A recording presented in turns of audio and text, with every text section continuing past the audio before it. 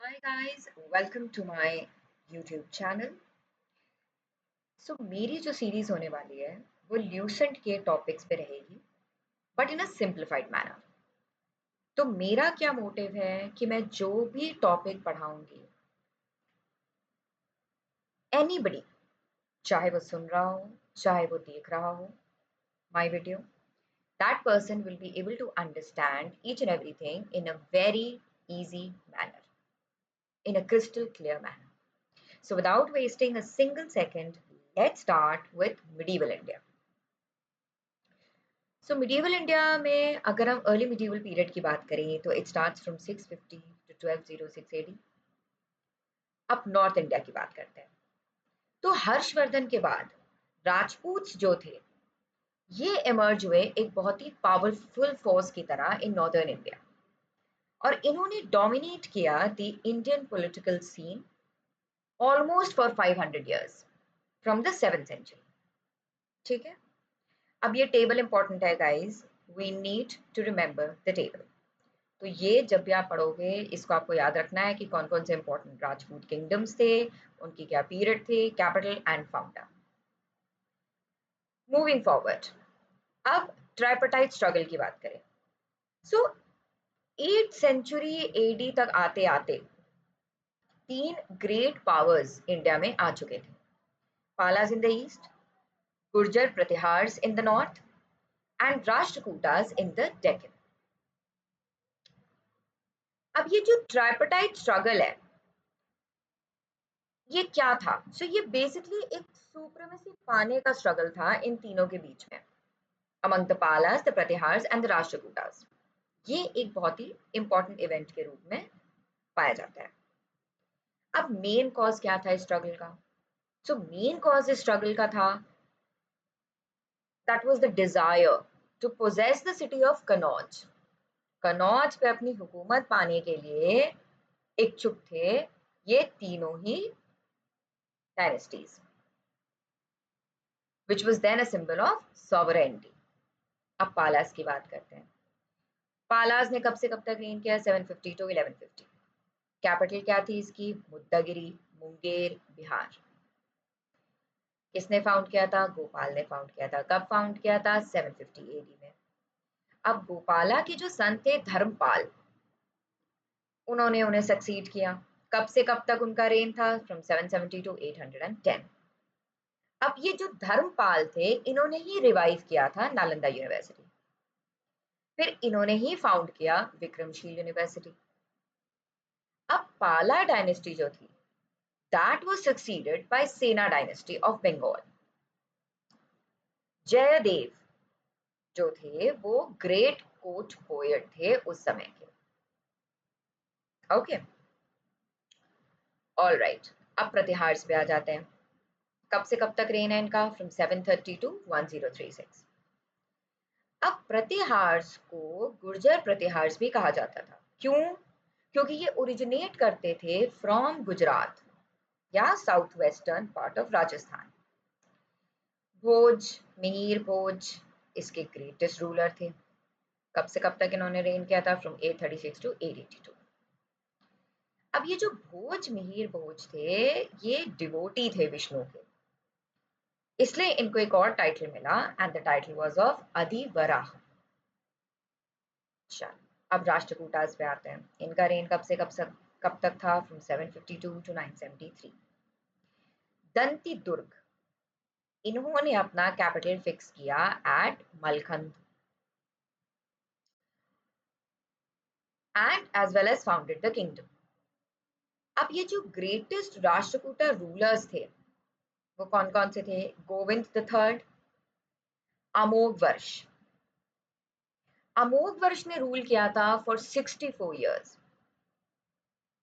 But इनका जो अपना खुद का जो एक टेम्परामेंट था, जो खुद का नेचर था, वो somewhere towards the religion and literature था। ठीक है, pursuit of religion and literature to war. वो खुद भी एक ऑथर थे जिन्होंने लिखा था कविराज मार्ग। और ये क्या है Kavirajamarga? The earliest Kannada book on poetics. जो फेमस रॉक कट टेम्पल है, temple of Kailash Shiva at Ellora, ये इन्हीं के द्वारा बिल्ड किया गया था by one of the Rashtrakuta kings. कौन थे वो? Krishna the first. अब अदर कुछ इंपॉर्टेंट रूलर्स पे आते हैं। पृथ्वीराज चौहान, कब से कब तक इन्होंने रूल रेन मतलब रेन किया? From 1178 to 92। अब इन्होंने रूल किया ओवर दिल्ली एंड आगरा, और तो बहुत ही इंपॉर्टेंट बैटल्स इन्होंने फाइट किया। फर्स्ट बैटल ऑफ टेरेन, जो कि हुआ इन द ईयर 1191। किसके बीच में था? Between the forces of Prithviraj Chauhan and Mohammad Ghori, जिसमें Mohammad Ghori was defeated. Second battle of Tarain की बात करें तो ये फाइट हुआ था 1192 में। मोहम्मद घौरी ने फिर से इन्वेड किया था इंडिया पे, और अब इस केस में Prithviraj Chauhan was defeated and was captured and later slain. So kingdom of Delhi जो था वो फाइनली चला गया किनके हाथों में? मोहम्मद घोरी के हाथों में। अब बैटल ऑफ टेरेन की एक बहुत ही ग्रेट सिग्निफिकेंस निकल के आती है, और वो क्या था कि it led to the establishment of Muslim rule over north India as well as later on in the South India. Jaichand Garhwal ये लास्ट राजपूत किंग थे, और इन्हें भी डिफीट कर दिया गया था और मार दिया गया था किसके द्वारा? बाय मोहम्मद घोरी। कौन से बैटल में? In the battle of Chandawar. कब? 1194। राणा कुंभ की बात करें तो ये सिसोदिया रूलर थे ऑफ मेवाड़। राणा कुंभ बहुत ही फेमस रूलर ऑफ मेवाड़ थे। इन्होंने डिफीट किया था मोहम्मद खिलजी को, और एक टावर ऑफ विक्ट्री बनवाया था, जिसे कहते हैं विजय स्तंभ। कहाँ बनवाया था? चित्तौड़ में बनवाया था। इनके सक्सेसर्स कौन थे? राणा संग्राम सिंह एंड राणा प्रताप, जो कि अपने आप में great kings of Mewar state थे। Okay, all right. अब सेलिएंट फीचर्स क्या है राजपूत किंगडम्स के? तो ये कंट्री जो थी, the country remained free of invasions but lost foreign contact. तो एक तो फॉरेन कॉन्टैक्ट से कॉन्टैक्ट ब्रेक हुआ। कास्ट सिस्टम बहुत रिजिड था। राजपूत बहुत ही प्राउड वॉरियर्स के रूप में थे। हाँ, लेकिन हॉस्पिटेबल भी थे at the same time. Hospitable मतलब होता है आओ भगत वाले। ठीक है।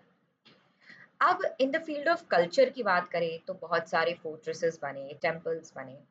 ठीक है, जैसे कि खाजुराहो एमपी में, लिंगराज भुवनेश्वर में, सन टेम्पल कोणार्क में, जगन्नाथ टेम्पल पुरी में, दिलवारा टेम्पल माउंट आबू में। लेकिन आखिर डिक्लाइन क्यों हुआ राजपूत का? सो राजपूत का डिक्लाइन हुआ because of the lack of unity. उनके अंदर एक फोर साइटेडनेस नहीं था। फोर साइटेडनेस मतलब होता है जब आदमी आगे तक की सोच लेता है, अपना फ्यूचर प्रिडिक्ट करने की क्षमता रखता है। तो फोर साइटेडनेस नहीं था, लैक ऑफ यूनिटी था, कास्ट सिस्टम बहुत था, मिलिट्री ऑर्गेनाइजेशन अपने आप में डिफेक्टिव था। तो ये सब कॉजेस थे for the downfall of the Rajput. अब फटाफट से आ जाते हैं साउथ इंडिया में। साउथ इंडिया यानी चोलाज एंड अदर्स। अब चोला एम्पायर की बात करते हैं।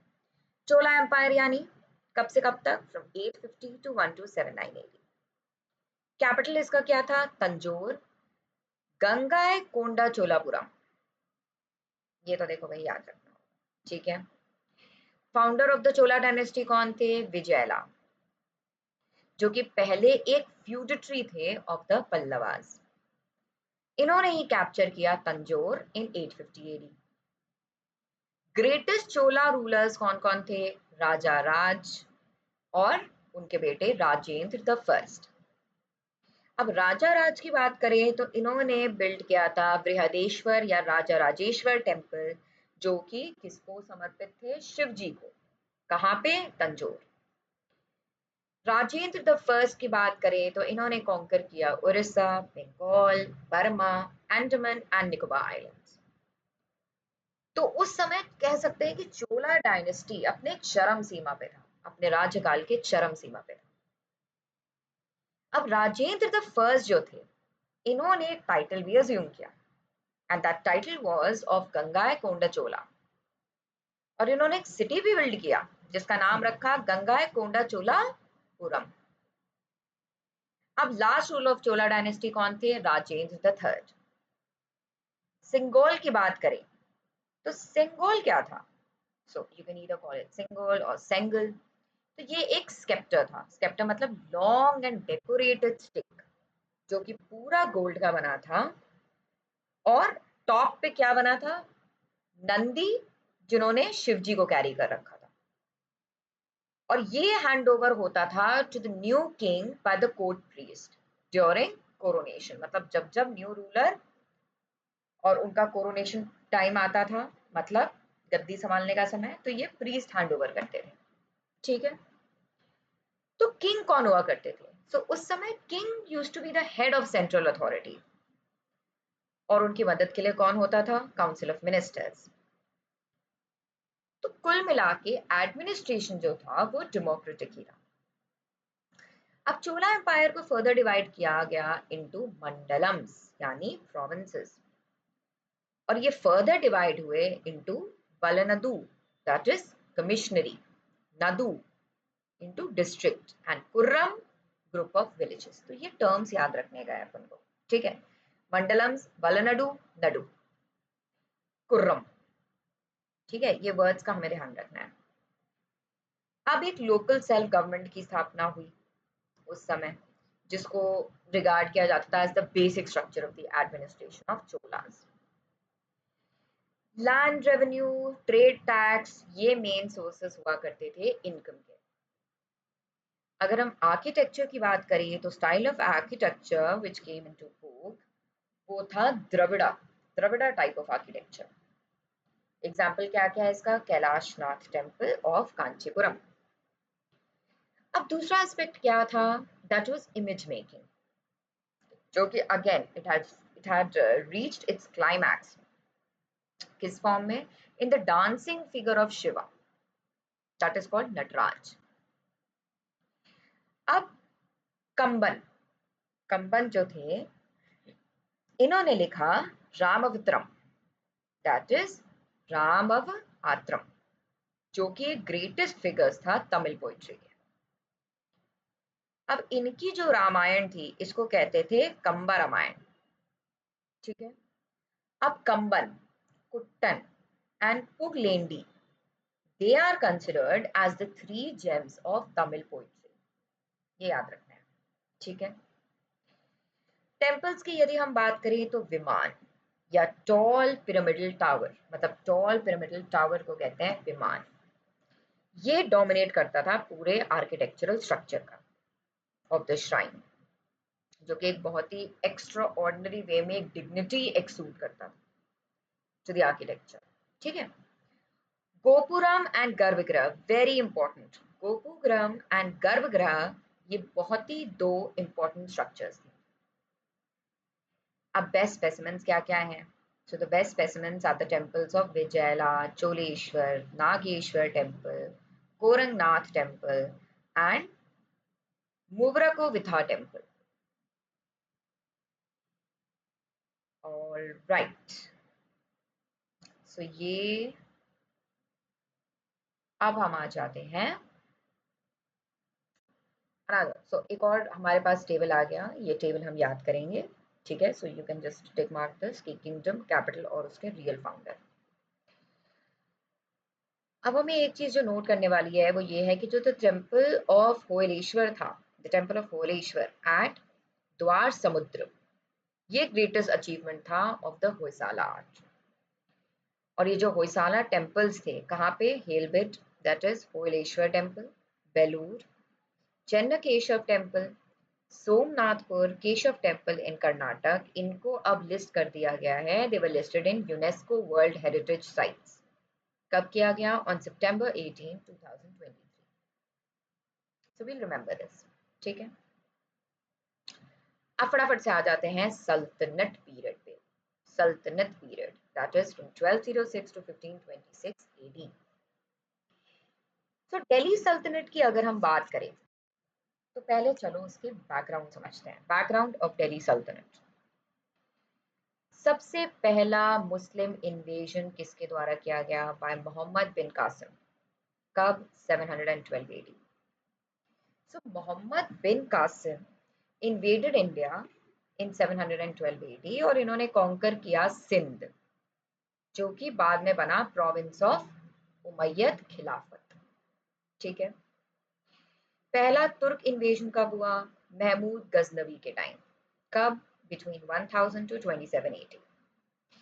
अब ये जो सुल्तान महमूद और गजनवी थे, इन्होंने 17 एक्सपेडिशंस किए टू इंडिया। मतलब इनका पूरा मकसद था कि इंडिया का वेल्थ हड़पना है। सो 1025 में इन्होंने अटैक किया और रेड किया सबसे सेलिब्रेटेड हिंदू टेम्पल, जो कि था टेम्पल ऑफ सोमनाथ। और ये कहाँ पे है temple of Somnath? On the coast in the extreme south of Kathiawar. Unfortunately, the temple was destroyed in 1026 AD. तो as a reward for his services to Islam, क्योंकि मतलब उन्होंने इतना बड़ा ये काम किया था, ठीक है, ये टेम्पल को डिस्ट्रॉय करके, तो उन्हें एक टाइटल भी मिला। And he has received the title of Yamin al Daula, मतलब right hand of the state. किसके द्वारा दिया गया था? अब्बासिद कालिफ के through. Hence, his dynasty also came to be known as the Yamini dynasty. अगर हम सेकंड तुर्क इन्वेजन की बात करें, so that was done by Mohammad घोरी। मोहम्मद घोरी ने इन्वेड किया इंडिया और उन्होंने फाउंडेशन बिल्ड किया ऑफ द मुस्लिम डोमिनियन। और मोहम्मद घोरी को हम कंसिडर कर सकते हैं as the founder of Muslim rule in India. Important factor, Mohammad Ghori founder of Muslim rule in India. अब ये तुर्क इतने सक्सेसफुल क्यों हुए इंडिया में? तो अगर रीजंस की बात करें तो पहला था, राजपूत्स में कोई यूनिटी नहीं था, कोई प्रॉपर ऑर्गेनाइजेशन नहीं था, आपस में ही राइवलरी चलती रहती थी, कोई सेंट्रल गवर्नमेंट नहीं, राजपूत किंगडम्स छोटे हुआ करते थे, स्कैटर्ड हुआ करते थे। तुर्क क्या थे? दे वर बेटर ऑर्गेनाइज्ड, और यही कारण है कि they took advantage of the lack of the mutual cooperation among the Rajputs. अब दिल्ली सल्तनत की अगर बात करें, सो दिल्ली सल्तनत was between 1206 to 1526 AD। अब ये जो मोहम्मद घोरी के कॉन्क्वेस्ट्स थे, ये एक तरीके से मेन न्यूक्लियस बने of a new political era in India.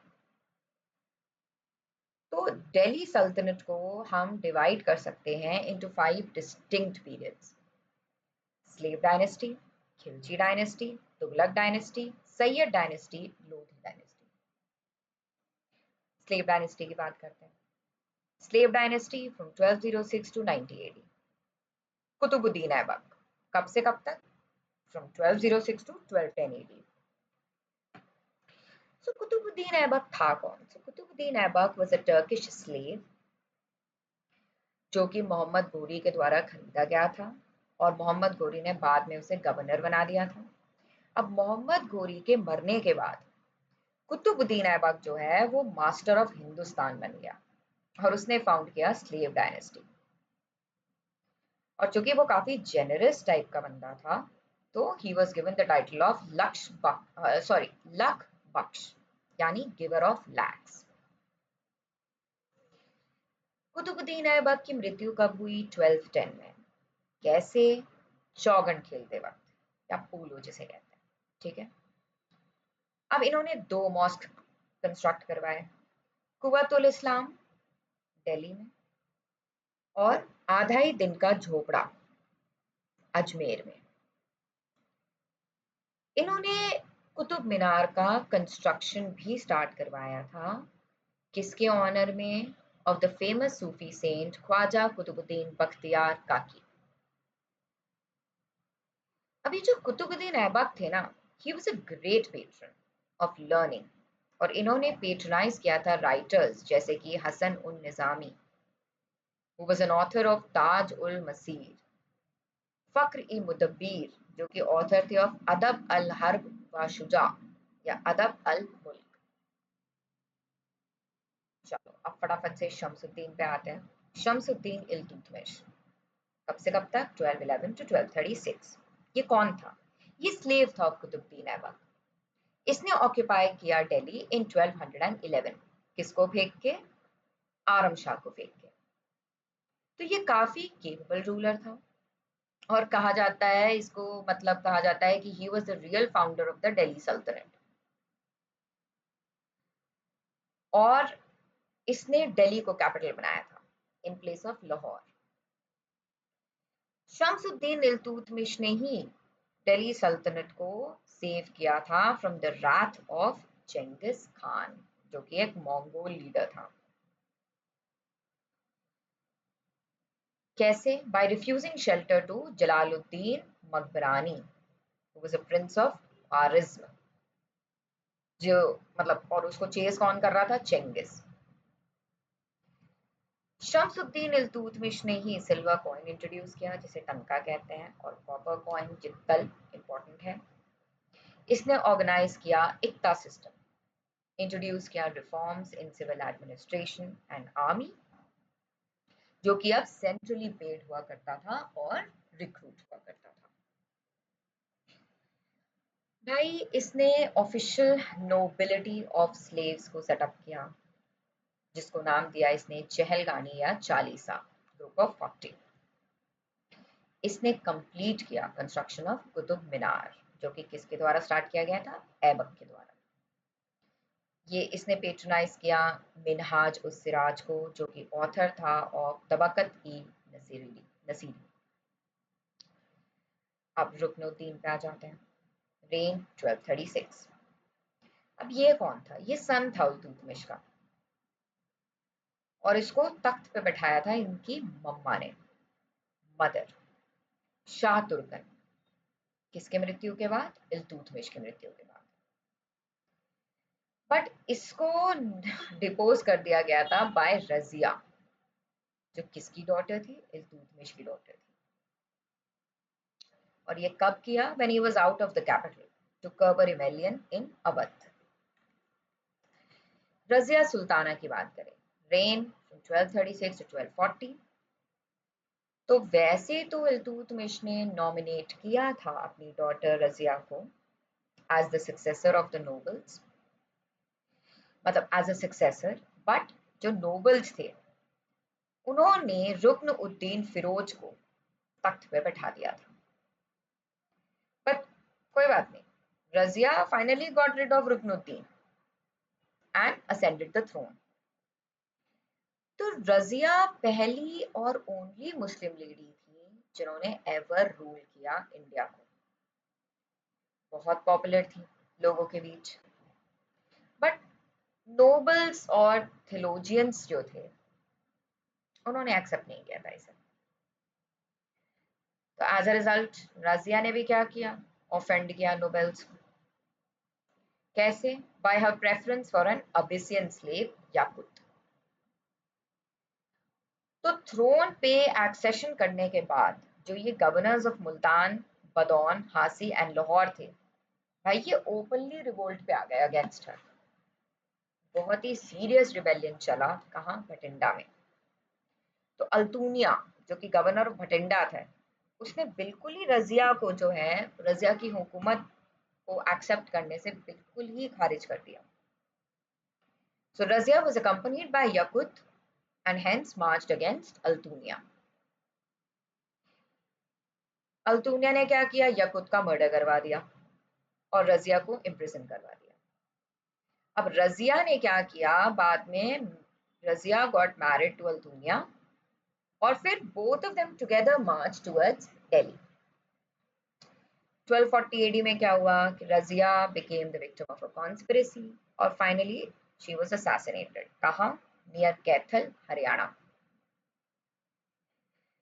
चलो अब बहरम शाह पे आ जाते हैं, फ्रॉम 1240 टू 1242।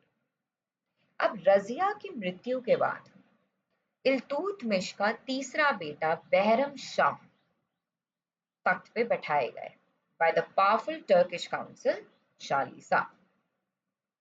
ओके, अब he was considered as the only de jure ruler, जबकि नैबे ममलकत, the regent, was the de facto ruler.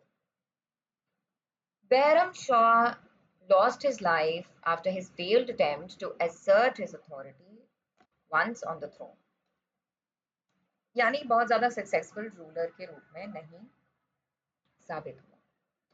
अब मसूद शाह की अगर बात करें, रेन फ्रॉम 1242 टू 1246, ये कौन थे? He was the son of Ruknuddin, but इनको भी डिपोज कर दिया गया था after Balban and Nasiruddin Mahmud mother Malika Jahan. इन लोग दोनों ने मिलकर कॉन्स्पिरेसी करी against him and finally Nasiruddin Mohammad को एस्टैब्लिश किया as the new sultan. Nasiruddin Mohammad की बात करें 1246 टू 1266, ये सन थे इल्तुतमिश के and he was known as the Darvesi king. क्यों? क्योंकि वो बहुत ही पायस एंड नोबल किंग थे। He died in 1266। Ghiyasuddin Balban की बात करें तो फ्रॉम 1266 टू 1287 AD, बलबन ने थ्रोन को असेंड किया in 1266। He broke the power of Chalisa and वापस से restored the prestige of the crown. तो ये इनका ग्रेटेस्ट कंट्रीब्यूशन है towards the stability of the Sultanat. To keep himself well informed, Balban ने अपॉइंट किया स्पाइस, यानी एस्पाइनेट सिस्टम सेटअप किया। He created a very strong centralized army, किससे डील करने के लिए? with internal disturbances and to check Mongols who were posing a serious danger to Delhi Sultanate। मतलब Mongols का खतरा मंडरा रहा था उस समय। इन्होंने एस्टैब्लिश किया military department Diwan Arz. Persian court model influenced Balban's concept of kingship. तो इन्होंने टाइटल भी लिया, title of Zillellahi, that is shadow of God. इन्होंने इंट्रोड्यूस किया sajda, that is prostration before the monarch, sajda जिसे कहते हैं, and paibos, kissing the feet of monarch as the normal forms of salutation. इन्होंने डिस्ट्रॉय किया Mewati Rajput brigades in the Doab, जहाँ पे फॉरेस्ट को कट किया गया और उसके बदले बिल्ड किया गया फोर्ट्स। अपने आखिरी दिनों में he happened to overlook the sultanate affairs। क्यों? किसके गम में? in the death of his eldest and most loving son Muhammad, hence faced rebellion by his closest and most loved slave Tughril। तो Mohammad died fighting the Mongol in 1285 और इसका फायदा उठाते हुए Tughril was नहीं मतलब Mohammad died fighting the Mongol and Tughril was also captured and beheaded। अब कैकुबत पे आ जाते हैं 1287 to 1290। कैकुबत कौन थे? He was a grandson of Balban. इनको थ्रोन पे बैठाया गया बाय फखरुद्दीन। कौन थे ये? कोतवाल ऑफ दिल्ली, जिन्होंने अज्यूम किया हाई पॉलिटिकल अथॉरिटी। कब? During the last days of Balban. Kaiqubad was killed by the Khilji family और यहाँ से शुरू होता है Khilji dynasty which marked the end of the slave dynasty. Khilji dynasty पे आते हैं 1290 to 1328। Jalaluddin Khilji 1290 to 96। Jalaluddin Khilji founded the Khilji dynasty। Alauddin Khilji 1296 to 1316, ये नेफ्यू थे और सन इन लॉ थे ऑफ जलालुद्दीन खिलजी। अलाउद्दीन खिलजी ने मार दिया था जलालुद्दीन खिलजी को और थ्रोन अक्वायर कर लिया था 1296। ये पहले तुर्किश सुल्तान ऑफ दिल्ली थे जिन्होंने सेपरेट किया रिलीजन को पॉलिटिक्स से। He proclaimed kingship knows no kinship। ठीक है। अब अलाउद्दीन की इंपीरियलिज्म की बात करें तो अलाउद्दीन ने अनेक्स किया गुजरात, रणथंबोर, मेवाड़, मालवा। डेक्कन में अलाउद्दीन की आर्मी को कौन लीड करता था? मलिक कफूर, जिसने डिफीट किया था Ramachandra, Yadav ruler of Devagiri. Pratap Rudradev, Kakatiya ruler of Warangal, Veer Ballal और वीर पांड्या, इन सबको डिफीट किया था। ठीक है। अब एडमिनिस्ट्रेटिव रिफॉर्म्स की अगर बात करें तो किसी भी प्रॉब्लम को अवॉइड करने के लिए which could be created by the nobles, Alauddin ने 4 ऑर्डिनेंसेस इशू किए। पहला ऑर्डिनेंस का क्या मकसद था? It aimed at confiscation of religious endowments and free grants of lands. दूसरा ऑर्डिनेंस क्या था? अलाउद्दीन ने रीऑर्गेनाइज किया था स्पाई सिस्टम। थर्ड ऑर्डिनेंस क्या था?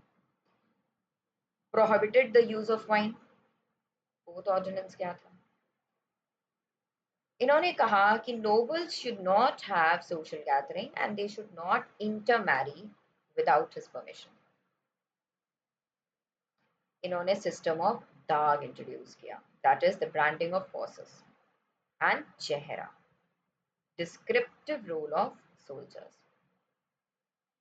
अलाउद्दीन ने ऑर्डर किया कि जो भी लैंड थे उन्हें मेजर किया जाए and then the share of state को फिक्स किया जाए। ये जो स्पेशल ऑफिसर का पोस्ट था जिसे कहते हैं मुस्तक राज, ये क्रिएट किया गया क्यों? For the purpose of collection of revenue. भाई पेजेंट्स को पे करना पड़ता था तो produce as the land revenue. Alauddin sought to fix cost of all commodities, तो इसके लिए इन्होंने सेटअप किए 3 तरीके के markets. One market for food grains, दूसरा मार्केट फॉर कॉस्टली क्लॉथ, तीसरा for horses, slaves and cattle.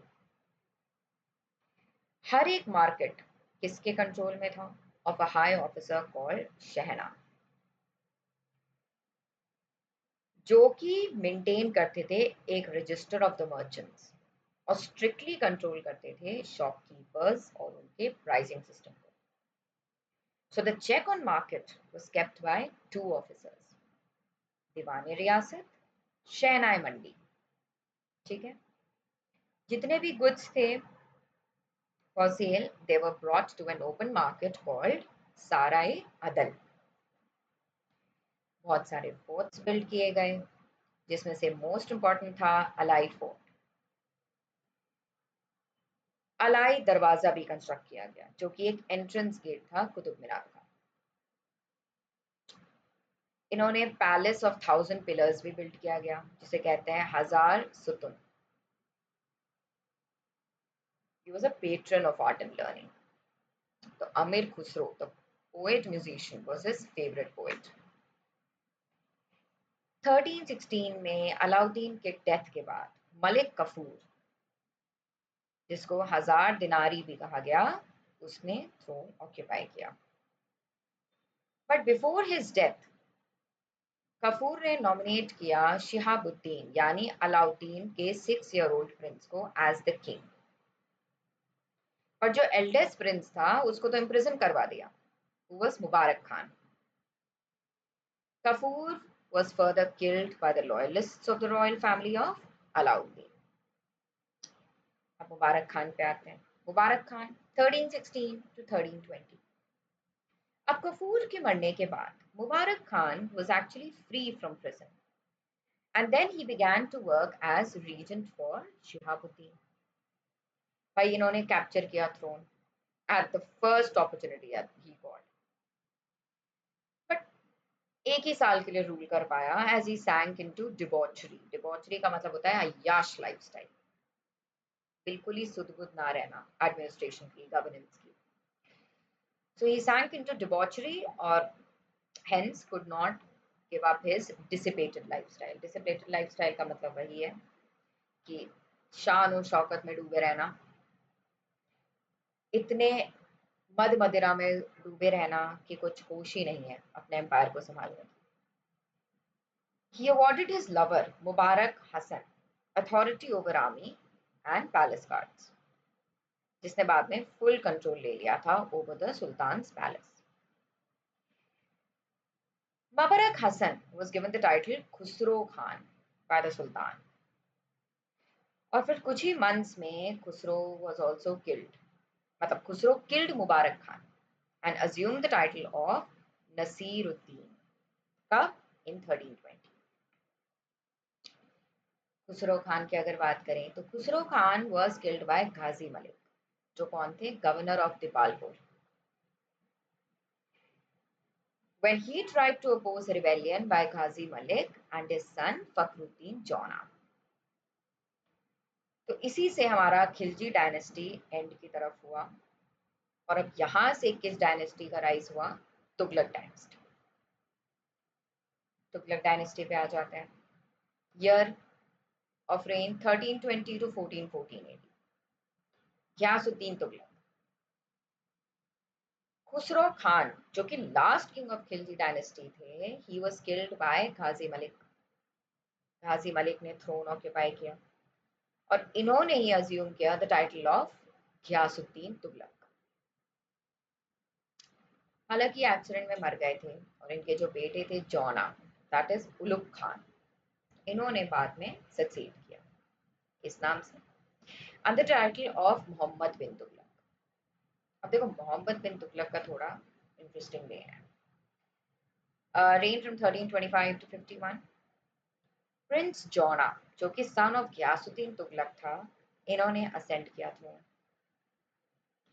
अब he tried to introduce many administrative reforms, और इनके 5 एम्बिशियस प्रोजेक्ट्स थे। पहला, टैक्सेशन इन द दोअब।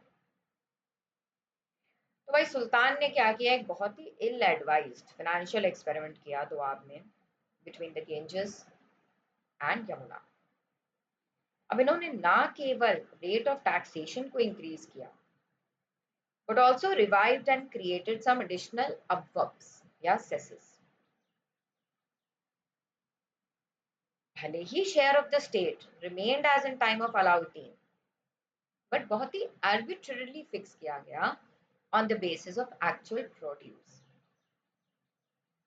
प्राइसेस भी काफी आर्टिफिशियल वे में फिक्स किए गए for covering the produce into money,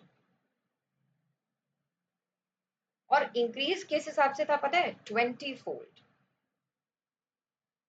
और अब इसके ऊपर घरी यानी हाउस टैक्स भी हुआ करता था, और चरई यानी पास्चर टैक्स। सुल्तान ने एक नया डिपार्टमेंट भी क्रिएट किया ऑफ एग्रीकल्चर कॉल्ड दीवाने कोही। तो मतलब main object of this department था कि भाई ज्यादा से ज्यादा लैंड को अंडर कल्टीवेशन लाया जाए by giving direct help to peasants. Transfer of capital की बात करें, ट्रांसफर ऑफ कैपिटल 1327। अब भाई ये सबसे कंट्रोवर्शियल स्टेप था जो कि मोहम्मद बिन तुगलक ने लिया आफ्टर हिज एक्सेशन। इन्होंने ट्रांसफर ऑफ कैपिटल किया फ्रॉम दिल्ली टू देवगिरी।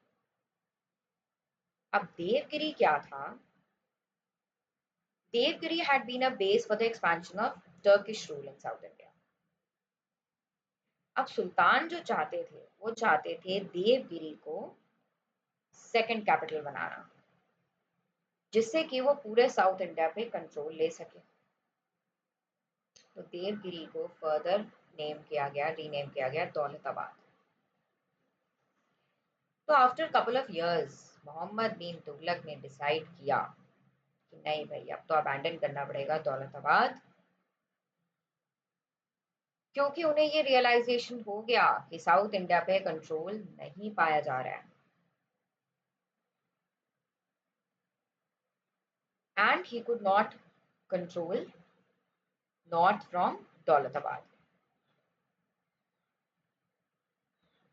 अब इंट्रोडक्शन ऑफ टोकन करेंसी की बात करें 1329। सो मोहम्मद बिन तुगलक ने डिसाइड किया क्या इंट्रोड्यूस करने का, ब्रॉन्ज कॉइन्स, और कह दिया कि it were to have the same value as that of the silver coins. तो मोहम्मद बिन तुगलक हो जाते सक्सेसफुल, यदि वो गोरख धंधा नकली कॉइन्स बनने का अगर इस पे रोक लगा पाते तो। So Muhammad bin Tughlaq was not able to do so और soon मार्केट में क्या हुआ, जाली कॉइन्स की फ्लडिंग हो गई। Finally Mohammad bin Tughlaq decided to withdraw the token currency. मतलब वो एक स्कीम लेके आते, उसके इल इफेक्ट्स देखते, वापस विड्रॉ कर लेते, फिर एक स्कीम, वापस विड्रॉ। अब इन्होंने जब विड्रॉ किया टोकन करेंसी को, so he promise to exchange silver pieces for bronze coins. चौथा देखो project, proposed Khurasan expedition.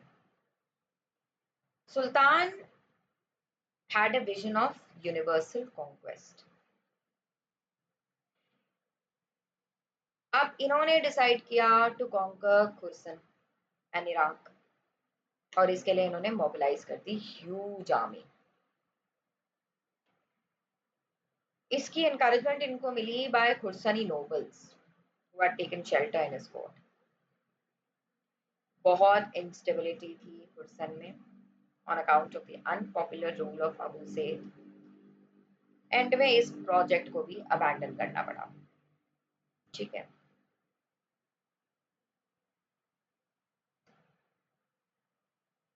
Karachi expedition पे आ जाते हैं। फिफ्थ प्रोजेक्ट, ये लॉन्च किया गया था कुमाऊं हिल्स में in Himalayas to counter Chinese incursions. अब ऐसा कहा जाता है कि the expedition was directed against some refractory tribes. तो कुमाऊं गढ़वाल रीजन में ऑब्जेक्ट था कि भाई इसको भी दिल्ली सल्तनत के अंडर लेके आओ। पहला attack was a success, but जैसे ही रेनी सीजन आया, इन्वेडर्स सफर्ड टेरिबली। तो क्या समझ में आता है कि जो इसके 5 प्रोजेक्ट्स थे, it led to revolts and revolts and revolts. और यही कारण है कि इनके जो लास्ट डेज थे, they were spent in checking the revolts. 36 revolts in 25 years. Can you believe it? We have to believe it. ये टेबल अपन याद कर लेंगे। So death कब हुई? Died in Thatta while campaigning in Sindh against Taghi, a Turkish slave. मतलब revolt करते करते ही निकल गए जनाब। अब फिरोज शाह तुगलक पे आता है, 1351 to 1388। ये कौन थे? ये कजन थे of Mohammad bin Tughlaq. After his death the nobles and theologians of the court इन्होंने सेलेक्ट किया फिरोज शाह को as the next sultan. Now after his succession Firoz Shah Tughlaq को कुछ प्रॉब्लम्स फेस करना पड़ा। क्या प्रॉब्लम? कि भाई दिल्ली सल्तनत बिखरे ना। तो इन्होंने अडॉप्ट किया policy of trying to appease the nobility, खुश करने का, आर्मी एंड थियोलॉजियंस, जिससे कि अपनी अथॉरिटी एस्टैब्लिश कर सके। इन्होंने कोई अटेम्प्ट नहीं किया to reassert his authority over south India और डेक्कन। इधर की तरफ इन्होंने सोचना का ही नहीं छोड़ा, मतलब सोचा, ही वाज लाइक सोचना ही नहीं है। ठीक है, इधर की तरफ he decreed that whenever a noble died, his son should be allowed to succeed to his position, including his ikta. And if he had no sons, his son-in-law, and in his absence, his slave. समझ गए? तो फिरोज शाह के कहने का मतलब है कोई Nobel मरा तो बेटा उसकी जगह लेगा, बेटा मरा मतलब बेटा अगर नहीं है दामाद, दामाद भी नहीं है तो slave. So Firoz extended the principle of heredity to the army. Soldiers were allowed to rest in peace and अपनी जगह पे अपने बेटों को भी भेज सकते हैं। सोल्जर्स को कैश में पेमेंट नहीं मिलती थी, but by assignments on land revenue of villages, bajeha. अब देखो फिरोज ने थियोलॉजियंस को कैसे जीतने की कोशिश करी, by proclaiming that he was a true Muslim king, पूरा इस्लाम परस्त। And in order to keep the theologians satisfied, a number of them were appointed to high offices. अब फिरोज शाह तुगलक ने कोशिश करी to ban practices which the orthodox theologians considered non-Islamic. सबसे पहले Muslim women को प्रोहिबिट किया गया कि बाहर जाके वर्शिप मत करो at the graves of saints. अब ये फिरोज के ही रेन में जिज़्या को इंट्रोड्यूस किया गया which became a separate tax. तो फिरोज ने ब्राह्मण्स को कहा कि नहीं भाई जिज़्या तो देना पड़ेगा शरीयत के अकॉर्डिंग. अब एक न्यू सिस्टम ऑफ टैक्सेशन निकल के आया which was according to Quran. 4 kinds of taxes were sanctioned by the Quran. ऐसा उनका मानना था which were imposed. क्या क्या थे वो? खरज, ज़कत, जिज़्या, खम्स. खरज क्या था? Land tax which was equal to 1/10 of the produce of the land. Zakat was 2% tax on property. Jizya non-Muslims के ऊपर. Khams 1/5 of the booty captured during war.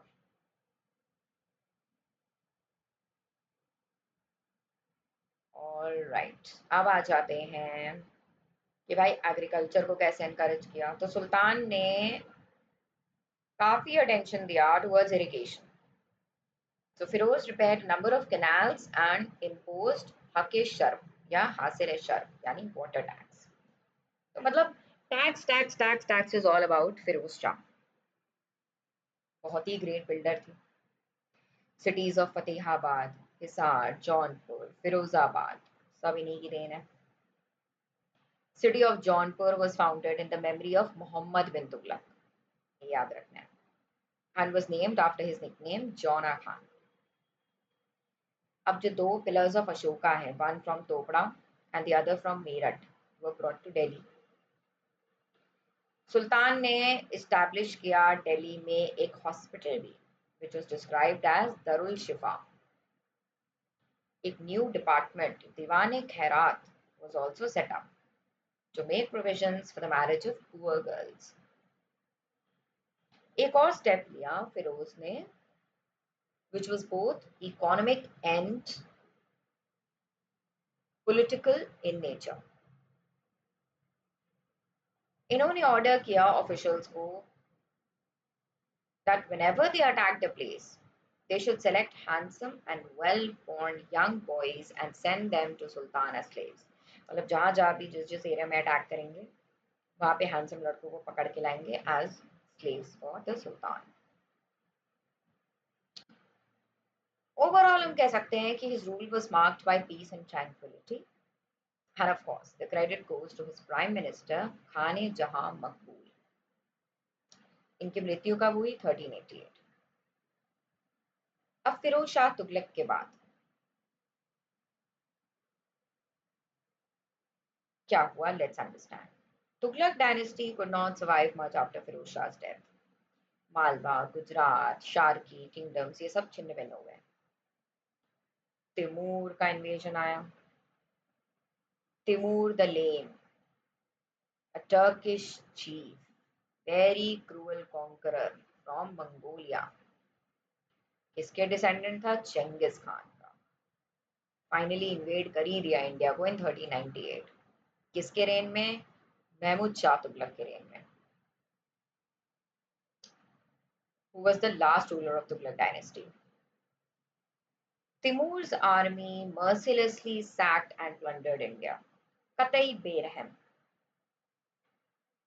Timur ने ये सब प्लंडर वंडर के बाद finally return to central Asia, लेकिन अपना एक नॉमिनी जरूर छोड़ गया खिज़र खान के रूप में कि भाई आप पंजाब पे रूल करो. 1404 में he died as well while on his way to conquering China. Syed dynasty की बात करते हैं. फ्रॉम 1414 to 1458 खिज़र खान जो कि तिमूर के नॉमिनी थे, इन्होंने कैप्चर किया Delhi and was proclaimed as the new sultan. और ये फर्स्ट सैयद डायनेस्टी के रूलर थे who ruled over Delhi and surrounding districts.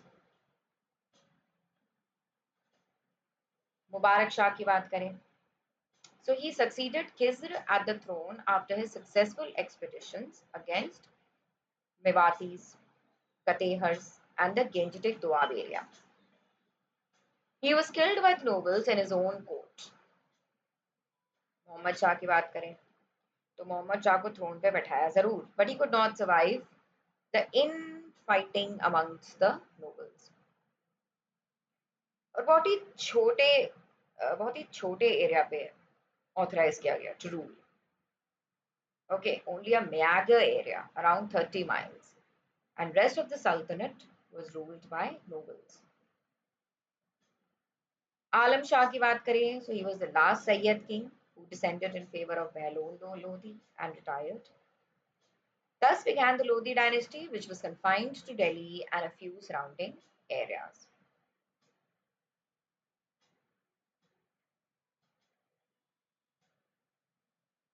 अब Lodi dynasty पे आ जाते हैं.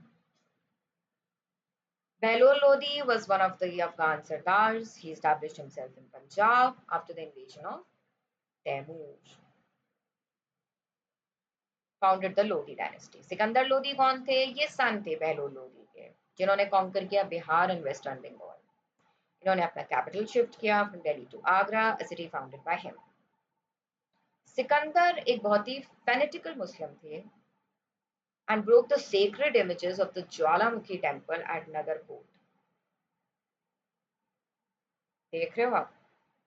And ordered the temples of Mathura also to be destroyed. बहुत ही keen interest लेते थे in the development of agriculture. इन्होंने भी इंट्रोड्यूस किया गजे सिकंदरी, that is Sikandar's yard of 32 digits for measuring cultivated fields.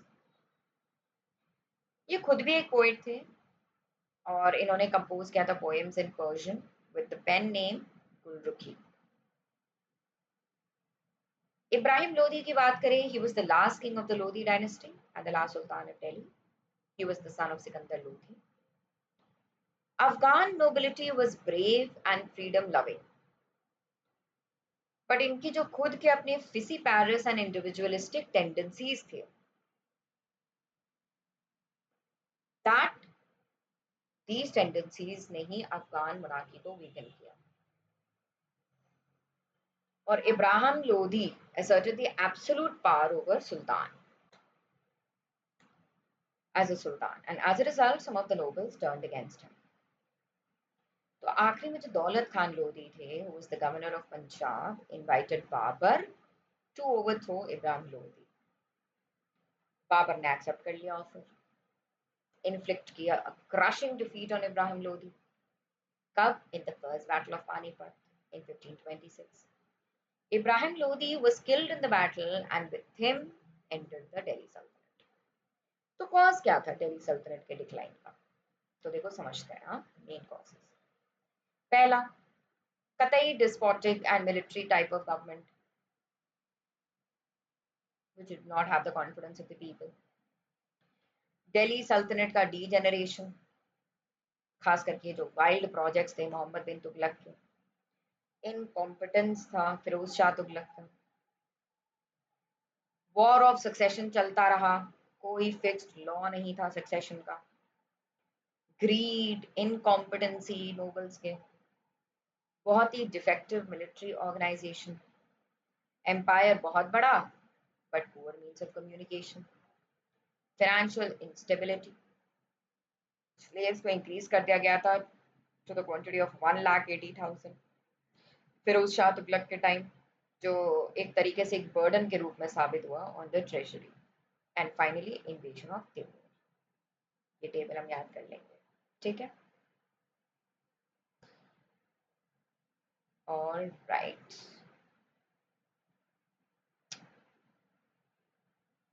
Now coming to the administration under Delhi सल्तनत. तो ये जो टर्किश सुल्तान थे इन इंडिया, इन्होंने डिक्लेयर कर दिया था अपने आप को as the lieutenant of the faithful, यानी Abbasid Khilafat of Baghdad, and included his name in khutba. इसका मतलब ये नहीं है कि the caliph became the legal ruler. The Caliph had only a moral position.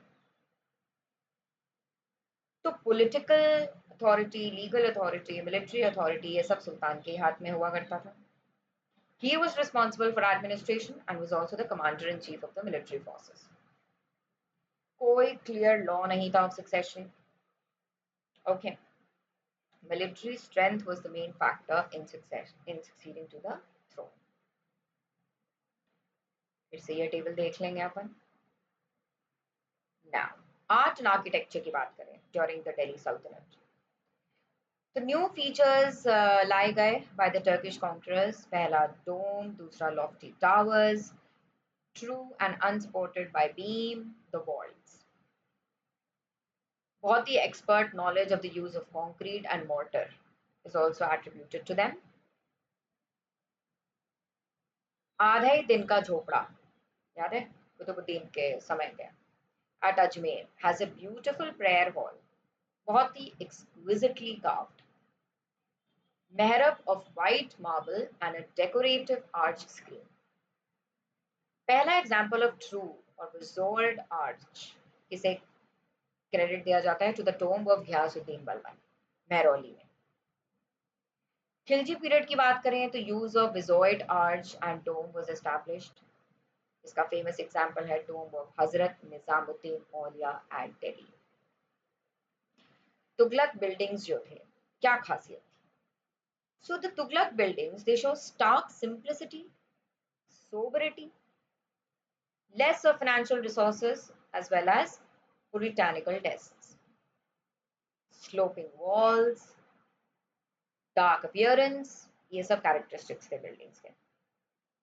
कुछ notable तुगलक monuments जैसे कि fort of Tughlaqabad, tomb of Ghiyasuddin Tughlaq, ये इन्होंने मार्क किया as a new phase into Indo Islamic architecture as a model for later domes. Sayyid period बहुत ही short था, तो ऐसे कुछ खास कंस्ट्रक्टिव या कंस्ट्रक्शन उस तरीके का इलैबोरेट नहीं देखा गया. Construction of double domes was the main feature of the Lodhi architecture. Construction of double domes. One building worth nothing, one building worth noting is the Maut Ki Masjid, which was erected by the Prime Minister of Sikandar Lodhi.